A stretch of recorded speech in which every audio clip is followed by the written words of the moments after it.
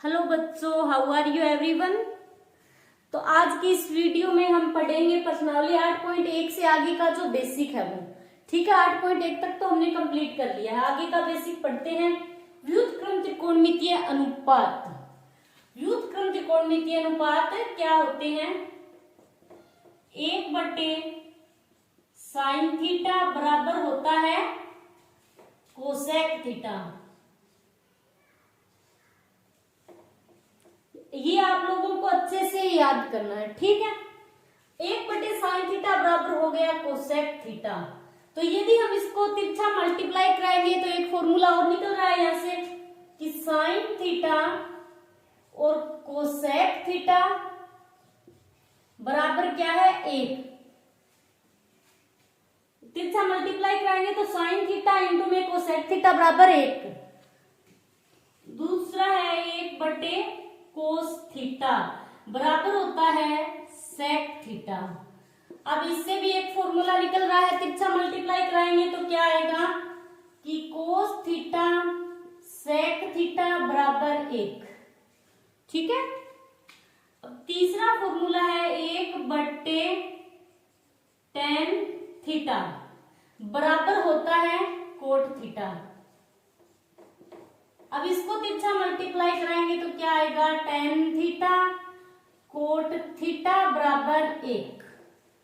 ये आप लोग अच्छे से याद कर लेना। यदि आपको याद नहीं होगा तो प्रश्नावली 8.2 और 3 करने में आपको प्रॉब्लम होगी। ठीक है।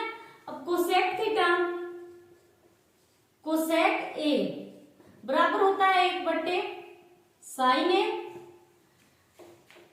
और सेक ए बराबर होता है 1/कोस ए। tan ए बराबर 1/कोट ए होता है। और tan ए का एक फॉर्मूला और भी है। tan ए बराबर क्या होता है कि sin a/कोस ए। ठीक है। व्युत्क्रम त्रिकोणमितीय अनुपात तो हमने पढ़ लिया। अब हम पढ़ेंगे वर्ग संबंध, स्क्वायर वाले फॉर्मूले। ठीक है। तो sine square theta plus cos square theta बराबर क्या होता है? 1। अब इस एक फॉर्मूले से दो फॉर्मूले और भी बन रहे हैं। यदि हम साइन स्क्वायर थीटा बराबर ले तो क्या आएगा? 1 - कोस स्क्वायर थीटा। एक अपनी जगह है और कोस स्क्वायर इधर आएगा तो क्या हो जाएगा? माइनस का हो जाएगा। अब कोस स्क्वायर थीटा बराबर ले तो कोस स्क्वायर थीटा बराबर क्या होगा? 1 - साइन स्क्वायर थीटा। ठीक है। पहला तो ये हो गया। दूसरा क्या है कि sec square theta minus tan square theta बराबर होता है 1। ठीक है। और यहाँ पर थीटा क्या होगा? 90 डिग्री से तो छोटा होगा और 0 डिग्री से बड़ा या 0 डिग्री के बराबर होगा। ठीक है। अब इससे भी दो फॉर्मूले और निकल रहे हैं कि सेक स्क्वायर थीटा यदि हम लें तो क्या आएगा? एक ये tan स्क्वायर इधर आएगा तो प्लस का हो जाएगा tan स्क्वायर थीटा। अब tan स्क्वायर थीटा को स्क्वायर थीटा ये माइनस का है, हम प्लस का लेंगे तो क्या होगा? tan स्क्वायर थीटा बराबर होगा सेक स्क्वायर थीटा -1। ठीक है। तो ये हो गया दूसरा फॉर्मूला। तीसरा क्या होगा? Cosec square theta minus cot square theta बराबर होगा 1। ठीक है। अब यहाँ पर थीटा क्या होगा? 0 डिग्री से तो बड़ा होगा और 90 डिग्री से छोटा होगा या उसके बराबर होगा। ठीक है। इससे भी दो फॉर्मूले निकल रहे हैं।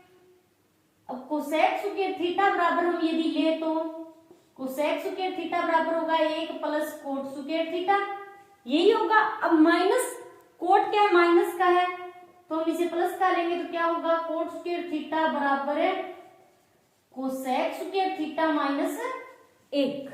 ये आप लोग अच्छे से याद कर लेना। ठीक है। अब हम पढ़ेंगे त्रिकोणमितीय अनुपातों की सारणी कैसे बनाई जाती है। ठीक है। जानते होंगे आप लोग टेबल बनाना। चलिए सीखते हैं। ये बनाना आप लोगों को पता होना चाहिए। कितने कौन से चाहिए इसमें? 0 डिग्री, 30 डिग्री, 45 डिग्री, फिर 60 डिग्री और फिर 90 डिग्री। हमें 90 डिग्री तक ही बनाना है, ठीक है।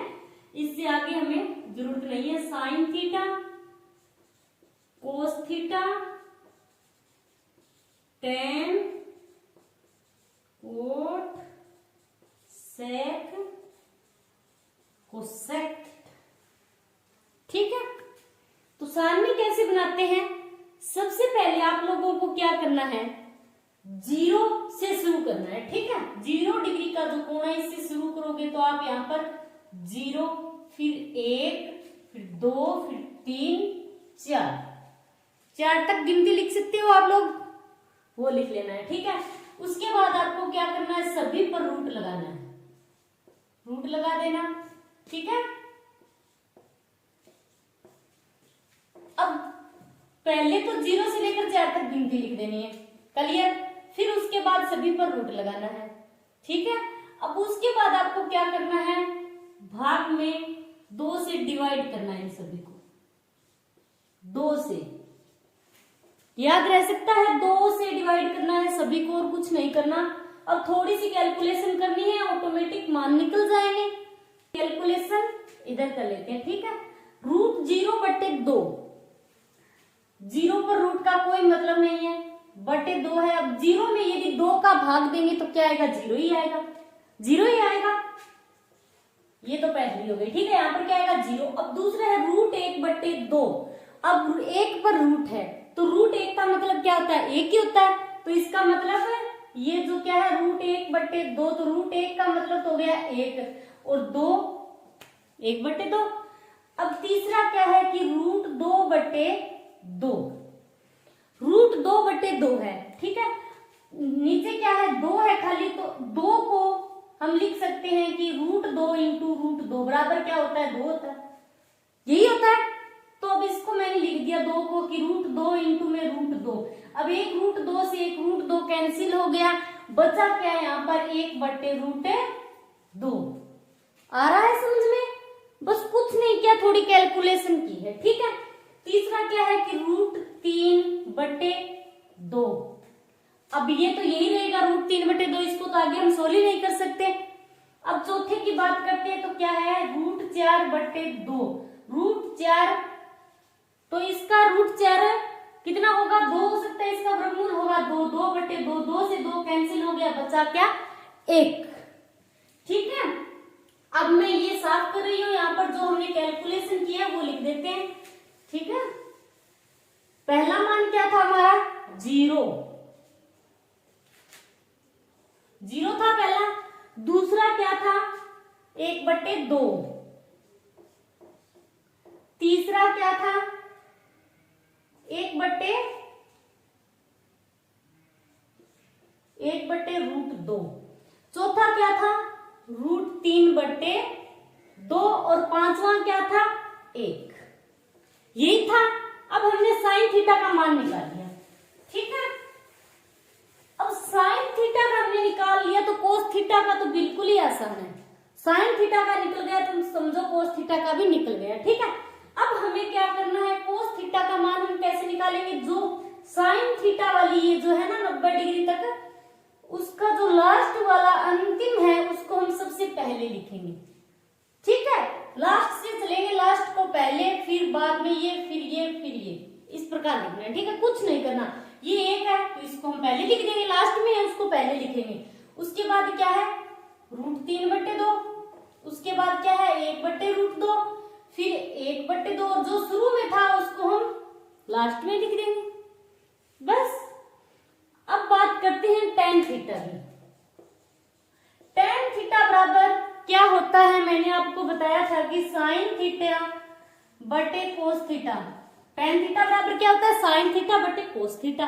तो अब ये जो साइन है इसमें हम क्या करेंगे, कोस से डिवाइड कर देंगे, तो 0 में 1, 0/1 होगा, ये साइन थीटा बटे कोस थीटा होगा, तो ये क्या होगा, 0/1। पहला क्या होगा, 0/1। अब 0 में हम 1 का भाग देंगे तो क्या आएगा, 0 ही आएगा, 0 लिख दिया। अब दूसरा क्या है, 1/2, इसमें हमें भाग किसका देना है, रूट 3/2। साइन थीटा में कोस थीटा का देना है, 2 से 2 कैंसिल हो गया। ठीक है, अब बचा क्या? यदि आपको ऐसे समझ में नहीं आ रहा है तो आप ऐसे लिख सकते हो कि 1/2, फिर ये ऊपर जाएगा तो 2 फिर बटे √3, 2 से 2 कैंसिल हो गया और क्या आएगा यहाँ पर 1/√3। ओके, अब इसके बाद है 1/√2। इसमें किसका भाग देना है? 1/√2 का। अब इनटू में करेंगे तो ये रूट ऊपर जाएगा, √2 ऊपर आएगा, बटे में 1, यही होगा ऊपर जाएगा तो √2 से 2 कैंसिल हो गया, 1/1 तो क्या आएगा? 1 ही आएगा। ठीक है, अब इसके बाद है √3/2, 2 से 2 कैंसिल हो जाएगा, लिख देती हूँ एक बार, √3/2 पूरे को किससे डिवाइड करना है? 1/2 से। ठीक है, आप चाहो तो ऐसे काट सकते हो, यदि आपको ऐसे समझ में नहीं आ रहा तो आप एक स्टेप लिख सकते हो, √3/2 इंटू में ये 2 ऊपर जाएगा और 1 नीचे रहेगा। ठीक है, 2 से 2 कैंसिल हो जाएंगे, बचा क्या? √3, बटे में 1 लिखना जरूरी नहीं है। अब ये है 1/0, 1/0, 0 का जब हम किसी संख्या में भाग देते हैं तो हमेशा क्या आता है? अपरिभाषित होती है वो संख्या। आप चाहो तो अपरिभाषित लिख सकते हो या आप अनंत भी लिख सकते हो, सोया हुआ जो 8। ठीक है, अब हमने tan थीटा निकाल लिया तो cot थीटा का तो बिल्कुल भी आसान है, उल्टा कर देंगे, जो लास्ट में है वो पहले लिखेंगे, जो पहले वो लास्ट में लिख देंगे। तो ये क्या होगा? पहला अपरिभाषित, अपरिभाषित। अब अगला क्या होगा? √3, फिर ये 1 होगा, फिर 1/√3 और ये 0 लास्ट में होगा। सिंपल सा है। अब tan थीटा निकाल लिया, cot थीटा भी निकाल लिया, अब sec थीटा की बात करते हैं। तो sec थीटा का व्युत्क्रम क्या होता है कि sec थीटा बराबर 1/cos थीटा, ये होता है। ठीक है, अब ये रहा sec थीटा, sec थीटा बराबर 1/cos थीटा, 1/cos थीटा, इसका व्युत्क्रम कर देंगे हम। ठीक है, उल्टा कर देंगे इसको। ठीक है, जो ऊपर है वो नीचे हो जाएगी, जो नीचे है वो ऊपर, cos थीटा का। ठीक है, sec थीटा क्या होता है? 1/cos थीटा, sec थीटा का व्युत्क्रम। तो 1 का व्युत्क्रम तो क्या होगा? 1 ही होगा, 1/1 का तो उसको ऊपर करो चाहे नीचे 1 ही रहेगा।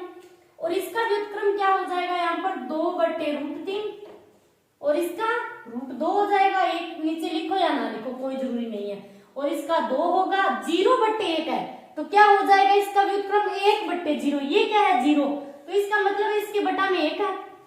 अब इसका व्युत्क्रम करेंगे तो क्या होगा? 1 ऊपर 0 नीचे। अब 1 में जब हम 0 का भाग देंगे तो क्या आएगा यहाँ पर? अपरिभाषित। ठीक है, अब हमने sec थीटा का निकाल लिया तो cos थीटा तो अपने आप ही निकल गया, इसका उल्टा लिखना है, सिर्फ यहां से लिखना। ठीक है, अंश से। तो ये तो हो गया अपरिभाषित, और फिर 2, फिर √2, फिर 2/√3, फिर 1। बहुत आसान सी है, बिल्कुल भी हार्ड नहीं है।